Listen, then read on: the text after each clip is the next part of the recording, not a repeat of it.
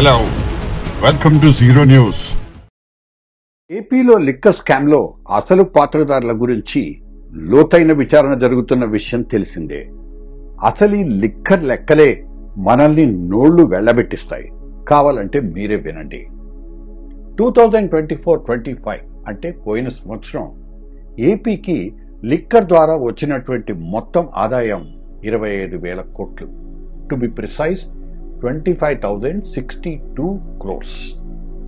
ప్రతి సంవత్సరం లిక్కర్ ఆదాయంలో 14.13% పెరుగుదల కనిపిస్తోంది, వృద్ధి కనిపిస్తోంది, గ్రోత్ కనబడుతోంది. 4.97 కోట్ల కేసులు లిక్కర్ అమ్ముడైంది పోయిన సంవత్సరం మాత్రమే. మొత్తం ఏపీ ప్రభుత్వ ఆదాయంలో లిక్కర్ వాటా 30%, టు బి ప్రిసైజ్ 30%.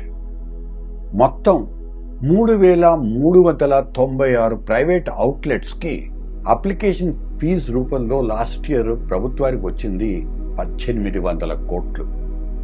ప్రతి సంవత్సరం లైసెన్స్ ఫీజుగా దాదాపు 2,084 కోట్లు వస్తున్నటువంటి ఒక అంచనా.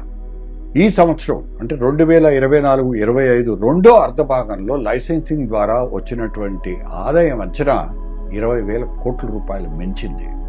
ప్రభుత్వం ఆనాడు నడిపినటువంటి లిక్కర్ షాపుల సంఖ్య 3,500. ఇవి ఏపీ లిక్కర్ లెక్కలు.